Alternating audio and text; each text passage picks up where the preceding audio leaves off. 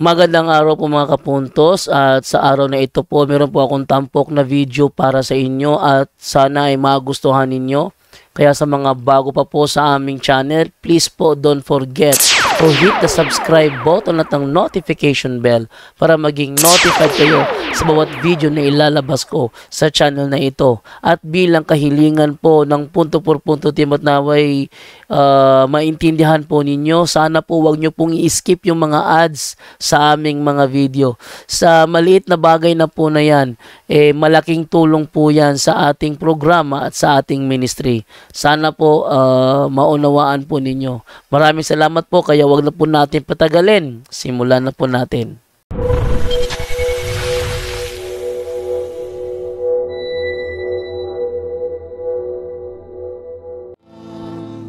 Ang Ginoo minaakyan ninyo. Kinotlogikan sa Ebanghelyo sumala ni San Mateo. Himayaw ikaw, O Ginoo. Unya miabot sa Jesus sa yuta duol sa lungsod sa Cesarea Philippo. Ug didto nangutana siya sa iyang mga tinunan. Sumala sa mga tao kinsa man ang anak sa tao. Sila mitubag. May nagingon nga siya mao si Juan nga magbubunyag. Ang uban nag-ingon nga siya mao si Elias. Samtang ang uban nag-ingon nga siya mao si Jeremias o laing propeta. Si Jesus nangutana kanila, apan kamo unsa may inyong ikasulti kinsa man ako. O mitubag si Simon Pedro, ikaw mao ang Mesiyas ang anak sa Dios nga buhi. Giingnan siya ni Jesus, Simon, anak ni Jonas, bulahan kagayod. Kay kining maong kamatuuran, wala maabot kanimo gikan sa bisan kinsang tao. Kundi gihatag kanimo sa akong amahan nga atua sa langit. Busa sultihan ko ikaw si Pedro, ug ibabaw nining bato tukuron ko ang akong simbahan. Ug bisan gani ang kamatayon dili gayud makabuntog diini. Ihatag ko kanimo ang mga yawi sa gingarian sa langit. Ang imong idili dinhi sa yuta, idili usab didto sa langit. Ang imong itugot dinhi sa yuta, itugot usab didto sa langit. Ang ebanghelyo sa Ginoo. Daygon ikaw, O Kristo. Maayo nga adlaw nga Domingo natong tanan. Karon gisaulog nato sa tibok simbahan ang fiesta ni San Pedro o ni San Pablo.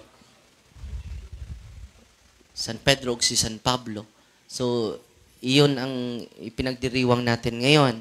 Bakit? Because they are the foundation of the church. The apostles. Mababasa natin yan sa 1 Corinthians chapter 3, verses 10 to 11. According to the grace of God given to me, like a skilled master builder, I laid a foundation, and someone else is building upon it. For no one can lay a foundation other than that which is laid, which is Jesus Christ. Jesus is the cornerstone. The apostles are the foundations of the church. 1 Corinthians chapter 3 verses 10 to 11. Yan ang importante magkaini. Bakit importante ito na pag-usapan natin? Tayo lang Katoliko ang nag-celebrate ngayon sa special day. Bakit? Konektado tayo ni Peter at ni Pablo. Ang mga Iglesia ni Cristo, sa special day ni Felix Manalo, mag-celebrate sila. Bakit? Felix Manalo is the foundation of their church. Ang mga dating daan, may special day din. Attribute ni Eliseo Soriano. Bakit? Eliseo Soriano is the foundation of their church. Bakit ang simbang Katoliko nag-celebrate sa special day ni Pedro? Special day sa mga apostol? Because they are the foundations of the true church. So, ang foundation sa tunay na simbahan, hindi ni Eliseo Soriano. Hindi din ni Felix Manalo, kundi sa mga apostol. Bakit? Si Pedro lang nakatanggap ng susi. Sabi niya, kay Pedro, ibibigay ko yung susi sa kaharian ng langit. Ang ipahintulot mo dito sa lupa, ay ipahintulot ko din sa langit. Ang ipinagbawal mo dito sa lupa, wow. Sino ang nakatanggap sa authority galing ni Kristo? Si Pedro. Hindi sinabi ni Kristo, Pedro, ipaduplicate mo yung susi. Ibigay mo ni Kibuloy. Si Kibuloy, si Felix Manalo, si Eli Siriano, hindi sila nakatanggap kahit duplication sa susi. Yan ang problema ngayon. Hindi pinaduplicate ni Kristo yung susi. Kaya nga, si Pope Leo XIV, nandyan sa Roma. Bakit? Kaya nga, tinatawag yung St. Peter's Basilica. May clue ka na. Di ba? Hindi naman yon Felix Manalo's Basilica. Eli Soriano's Basilica. Kibuloy's St. Peter's Square. St. Peter's Basilica. Okay. In union to the faith of Peter. Bakit kailangan in union to Peter? Para ang susi hindi maputol. Dahil, bakit i-connect natin ang ating sarili ni Pedro? Siya yung nakatanggap ng susi. Hindi pa pinoduplicate. So, tanungin mo yung, kung may ibang sekta ngayon, tanungin mo, Pastor, may duplicate ka ba sa susi ni Pedro? Kahit duplication lang, Pastor. Wala! The authority. Kailangan natin ng authority. Si Kristo, grabe yung tiwala niya kay Pedro. Grabe yung paniniwala niya. Sino ba ako mag-question sa Santo Papa? Siya yung successor ni Peter. Si Papa Leo. So lahat ng obispo, lahat ng kardinal, ano yung isa sa mga description sa Santo Papa? He is the first among equals. Ano ang Santo Papa? He is the first among equals. Yung pangalan ng apostoles, sinong nangunguna? Peter. Kung pupunta ka sa barangay hall, sino nauna doon? Barangay captain. He is the first among equals. Equal lang tayo, pero si Pedro, he is the first. Bakit? Siya lang ang nakatanggap ng susi. Sa kapangyarihan, ang paghintulot mo dito sa lupa, ipahintulot sa langit. Pati si Kristo hindi mag-object.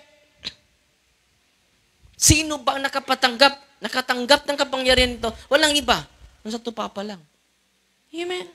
Sana po sa fiesta ni San Pedro, sana po sa fiesta ni San Pablo, dadagdag yung panampalataya natin, yung tiwala natin sa ating Santo Papa. Sino ka ba? Mag-question sa Santo Papa. Mismo ang Kristo na anak ng Diyos, saludo sa Santo Papa. Ikaw pa. Amen. Sino ba si Father Darwin? Mag-question ni Pope Leo, sino ka? Sino ka? Paria ka? Sino ka?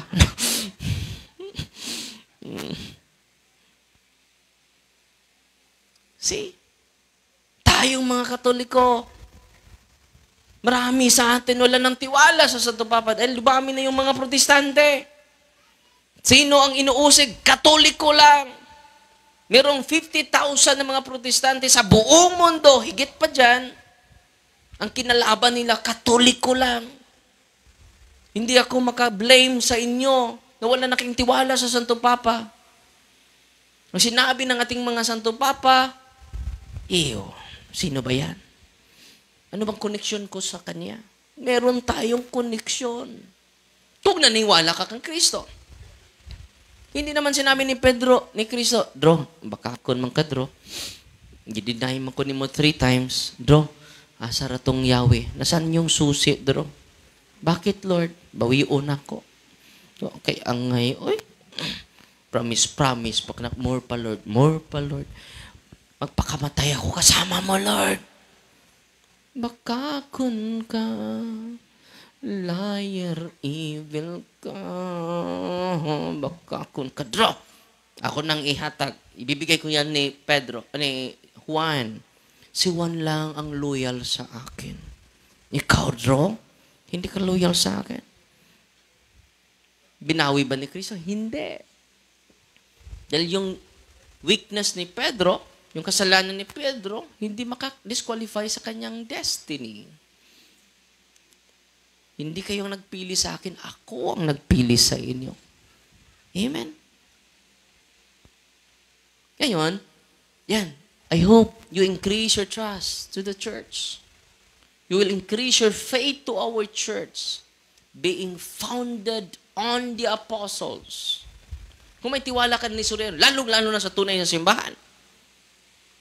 Marami ngayon, iniwan ang tunay na simbahan dahil believe na believe sila sa kanilang pastor. Believe na believe sila sa kanilang preacher. Tanong, may authority ka ba? Yan ang very essential eh. Kaya nga si Pope Leo, kahit sa tupapa na siya, hindi siya lilipat dito sa Pilipinas. Doon ako sa Pilipinas yung, dadalhin ko yung Patron ministry doon. Walang makialam sa akin. Hindi. Diyan ka lang sa Roma.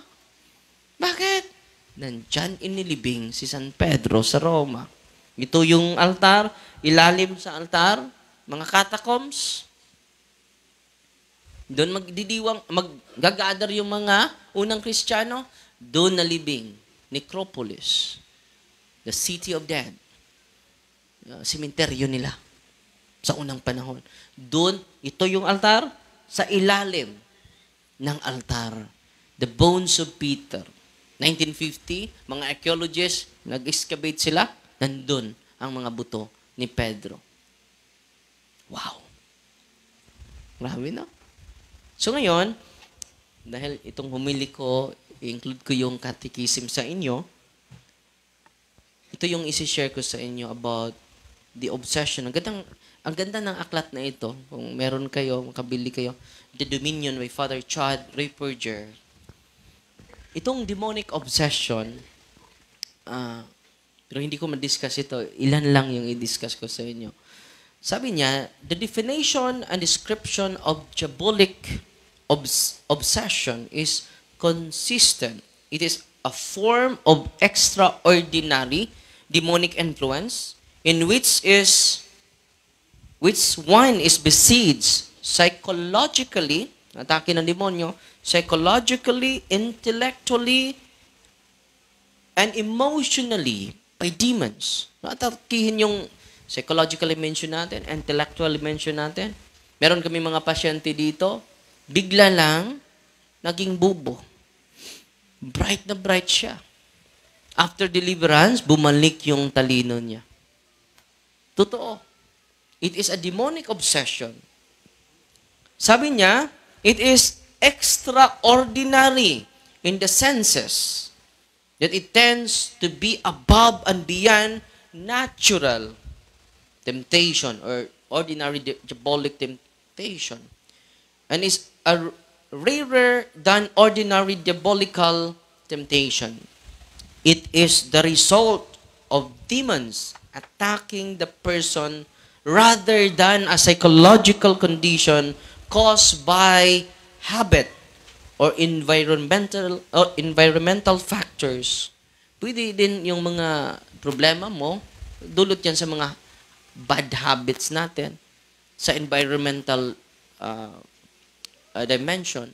Dahil sa, negatibo yung environment mo, ang aura. Kaya problematic yung pama mo. Sa pagsilang mo, problematic na yung papa mo. Kaya nga, hindi mo maintindihan yung sarili mo. Pwede yan, psychological. Pwede din, gagamitin ng demonyo. Or diabolic or extraordinary demonic influence. Ano ba ang nature nito? The nature of diabolic obsession. There are several characteristics regarding the nature of diabolic obsession which provide a way of discerning whether what a particular individual is afflicted with is either psychological or diabolic. So, kailangan ng discernment. Either psychological, yung taga saan yun? Taga Cagayan, magsasalita ng sa sarili. During deliverance, magsasalita pa rin. After deliverance, magsasalita pa rin. Sabi namin, papunta yan sa psychologist. Walang reaction during exorcism. Or both. It might be dual sim. Psychological and diabolic. In relation to the obsession. Dito tayo sa psychological attack. Ito lang muna yung i-share ko sa inyo. Psychological attack.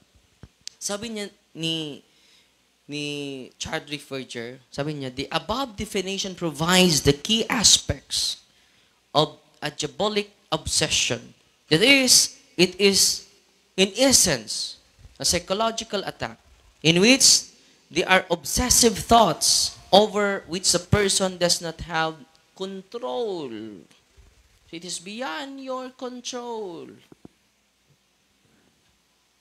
The obsessive thoughts essentially consist three things.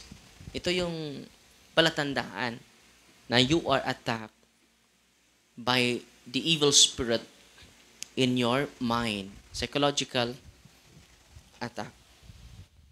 The first is the demon drives the person to ruminate incessantly over a particular thought. Ruminate. Paulit-ulit. Hindi mo mapigilan yung negative thoughts mo. Paulit-ulit. Ruminate incessantly. This ongoing rumination is done by demon for several reasons. Una, paulit-ulit. Kahit hindi mo iniisip, bumalik pa rin. Depressed ka pa rin. Kahit ang daming blessing na dumating sa'yo. May bago kang sasakyan, malungkot ka pa rin. May bago kang bahay, malungkot ka pa rin. Parang wala kang, kasiyahan. Pero, itong first point, the ongoing rumination is done by the demon for several reasons. Several reasons. May 4 na reason. Para mapaulit-ulit mo yung mga negative thoughts, it will lead you to suicide. Dahil hindi mo mapagilan yung negatibong pag-iisip. May 4 reasons. Sa first part, na psychological attack. Ano ba itong first reason? Rumination,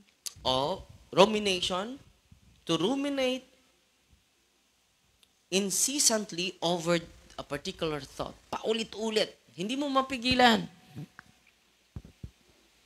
The first is to drive the control of the person's thought patterns so that he gains greater control over the individual by the person volitionally accepting, perpetuating the thoughts. Binigyan mo din ng consent. Yung pag-iisip ng masama. And then, anong purpose ng demonyo? Bakit pinaulit-ulit niya yung specific negative thoughts? To control specific person. Not to inspire us. The Holy Spirit will inspire us. The spirit of the angel will inspire us. Not to control us. Their nature is to invite us. Yung mga banal na mga spirito, banal na mga espiritu ng mga banal, they will inspire us. They will not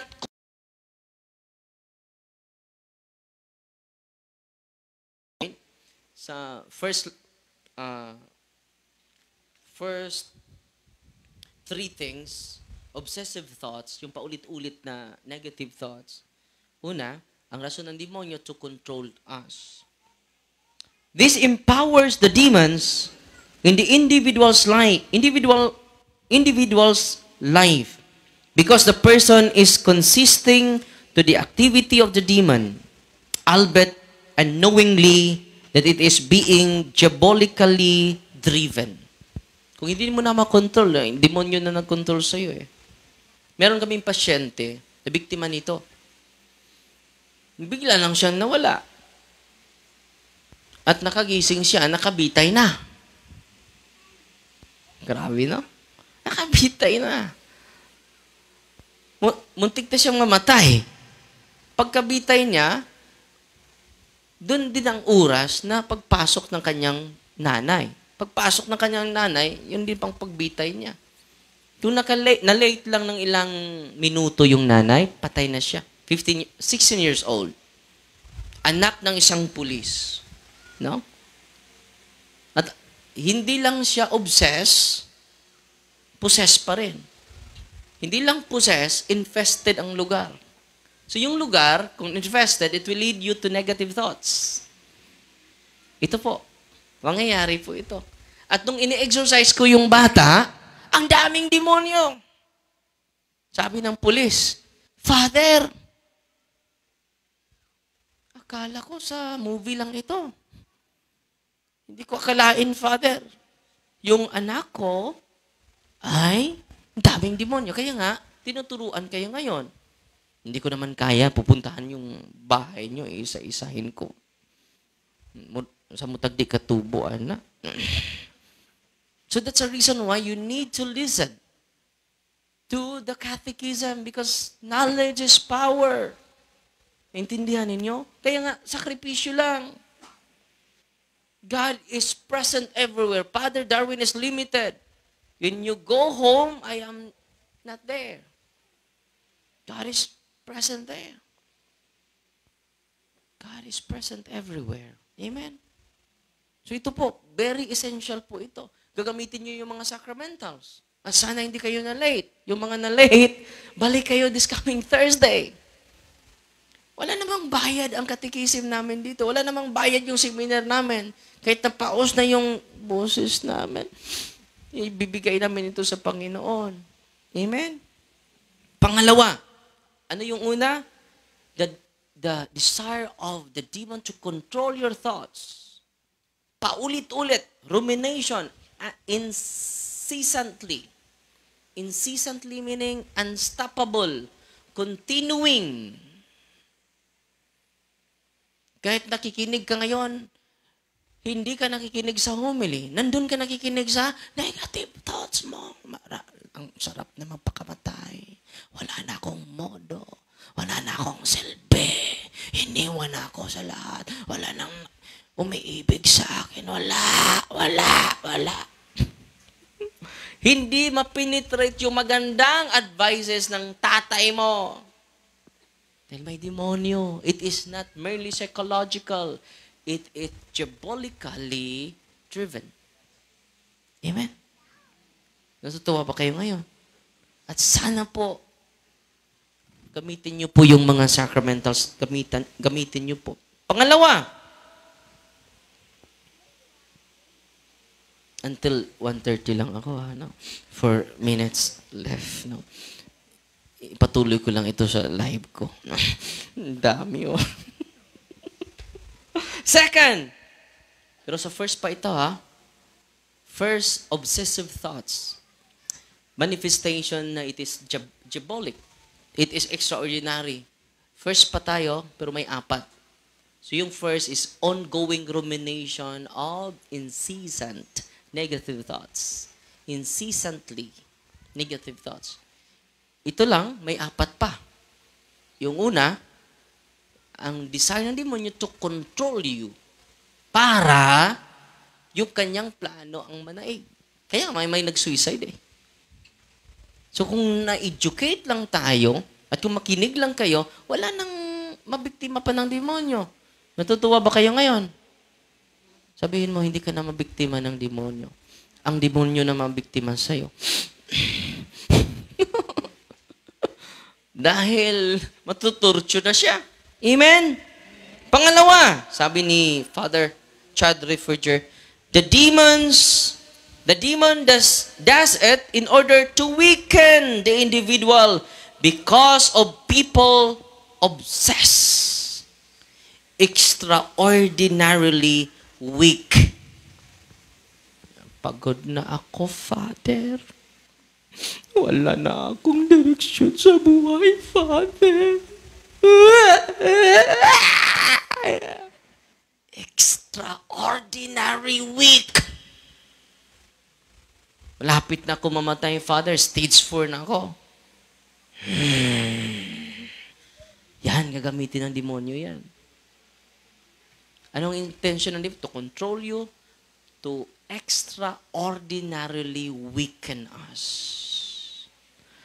Ay, wala na akong pag-asa.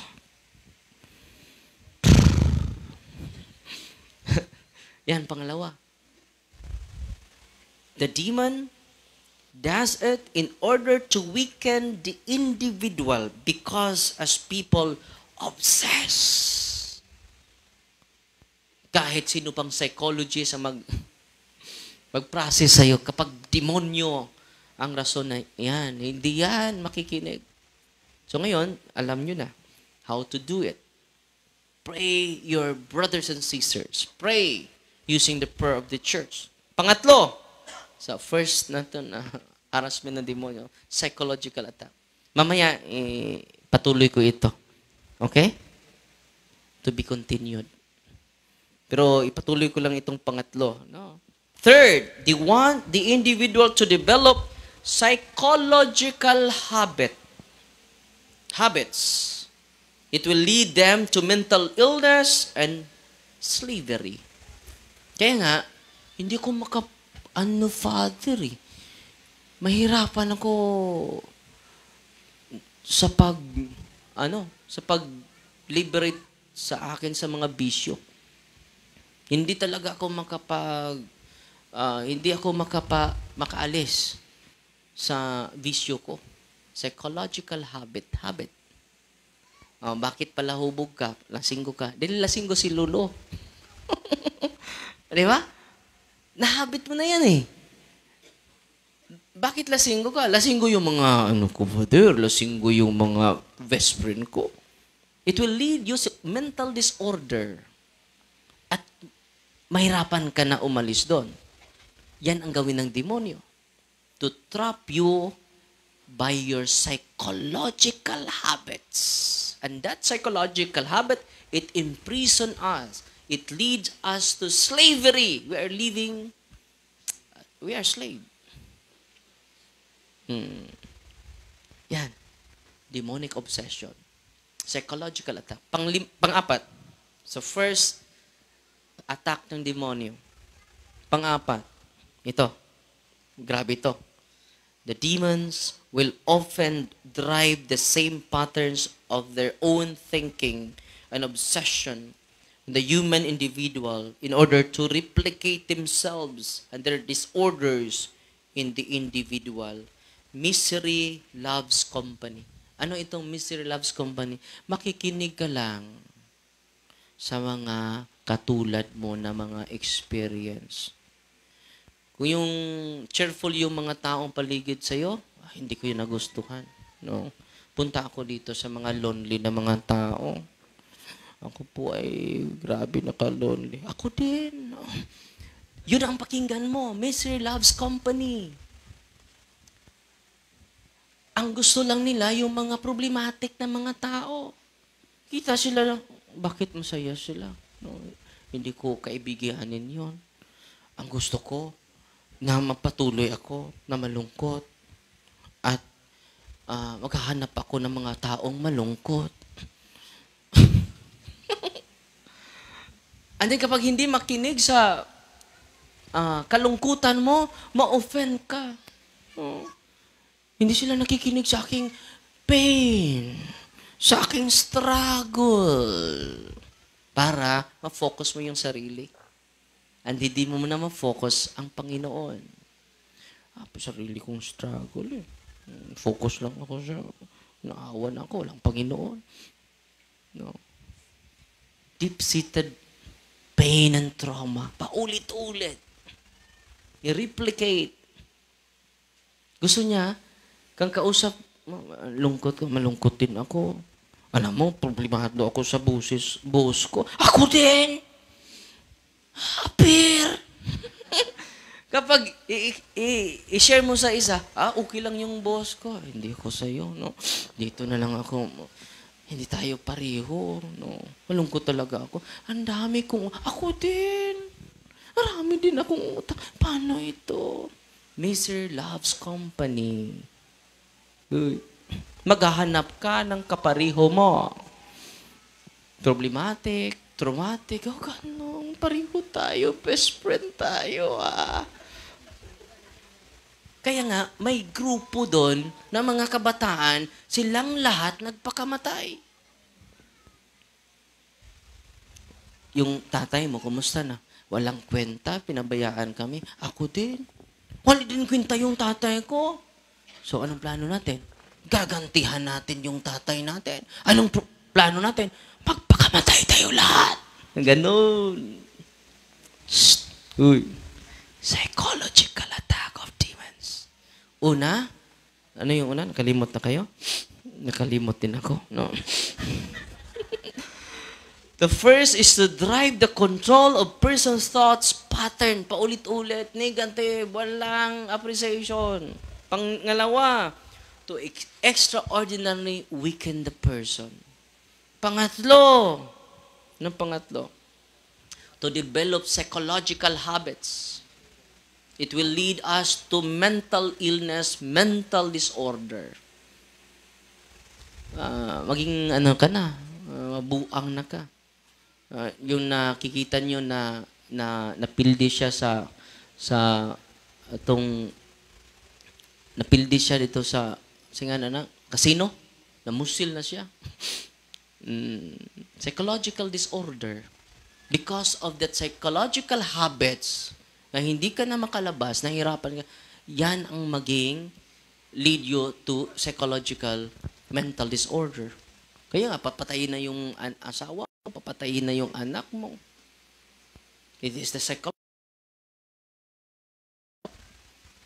Yun. No?